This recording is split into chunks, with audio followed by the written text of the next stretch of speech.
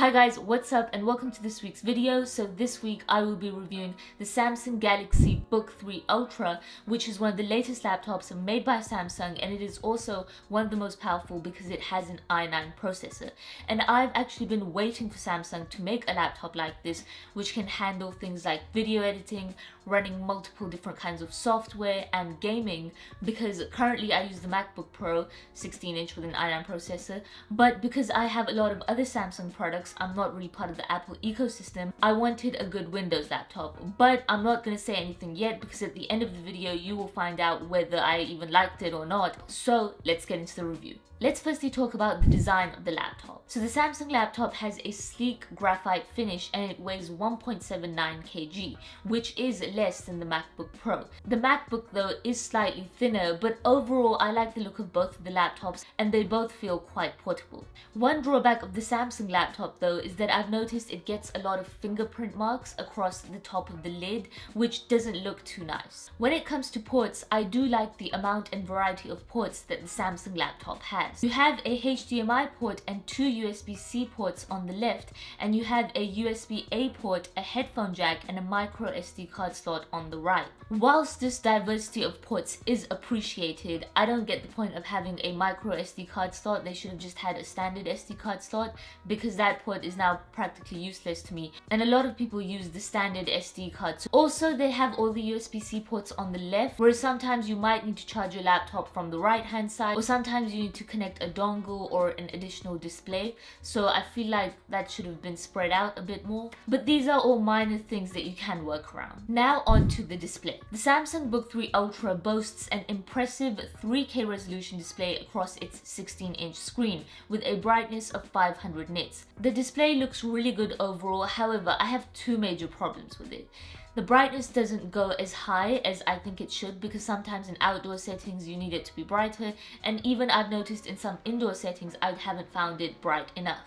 Also, whilst the display is stunning, the colors look great, it's just very reflective and I feel like it's not as solid as, for example, the MacBook. There's a lot of glare and I can see my reflection a lot on lighter and darker backgrounds, which I don't really like. Also, I've noticed the laptop screen is a bit taller, maybe by ½ an inch. I haven't measured it, whereas the MacBook's display is a bit wider. I mean, they're probably the same width, but the Samsung just feels a bit taller, and I'm personally not a big fan of that. I like wider displays. The Samsung laptop offers a 120Hz refresh rate, which gives it a smoother motion, and it does look good, but it does drain the battery faster. Now let's talk about the keyboard and trackpad. The keyboard on the Galaxy Book 3 Ultra stretches across the entire length of the laptop and also incorporates a number pad. That's a nice addition, but do you really need a number pad on a laptop? Typing on the keyboard does feel quite pleasant, and I personally do prefer it to the MacBook's keyboard. However, one area which Samsung have really messed up is the trackpad. Firstly, the trackpad is off center. It's a little bit to the left. I'm not really sure why they did that. Some people liked it, but I personally do not like it. I found that my hand naturally still rested in that middle part and I was using the right 20% of the trackpad. Also, when it comes to using the trackpad, it's not as smooth and it's not a very enjoyable experience. It's very average. For a laptop which is around this price point, it should be a pleasure to use a trackpad. Also, I've noticed when you're pressing down on the trackpad, some areas are firmer, some are softer, whereas with the MacBook, it's a lot more consistent. Also, I noticed some accidental clicks and touches when I was using the trackpad. So, for example, when I was scrolling with two fingers up and down, sometimes it would accidentally right-click or it would highlight or select some things. You can adjust the trackpad settings, and I did try to tailor them to myself, but overall, I just didn't like the feel. So now let's talk about the speakers on the Samsung laptop. Overall, I didn't like the speakers of the Samsung laptop because they sound a bit too thin and trebly and lack a lot of bass. The audio doesn't sound very high quality and doesn't have a lot of clarity. It's very average. The MacBook speakers are much better. They have more bass, sound more high quality, and just are better overall.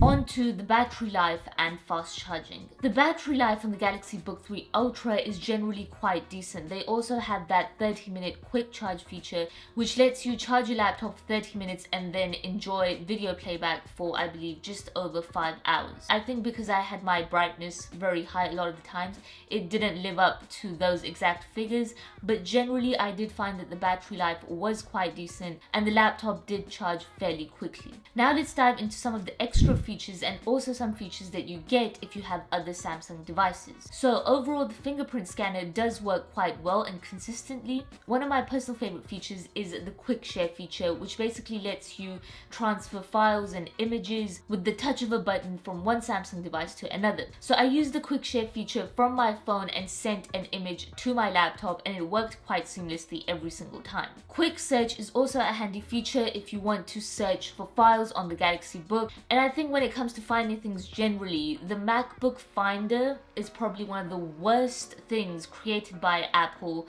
which is why I so badly wanted a Windows laptop, because Windows trumps Apple anytime it comes to finding things and file organization. Another feature is the ability to control another Samsung Galaxy device from your Samsung laptop. And so I did test this out with my phone, and you can control your phone with your laptop, but I don't know how useful this feature actually is because I didn't find myself using it that much. Also, if you're logged into the same Microsoft account on your laptop and on your phone, then you can resume work on either of those devices depending on where you left off. And you can also expand your workspace if you have a Samsung tablet by using it as an additional display with your Samsung laptop. So generally, I found that the speed of the laptop was quite good. I was able to run multiple things at one time without any major problems. So what is my final verdict of this laptop?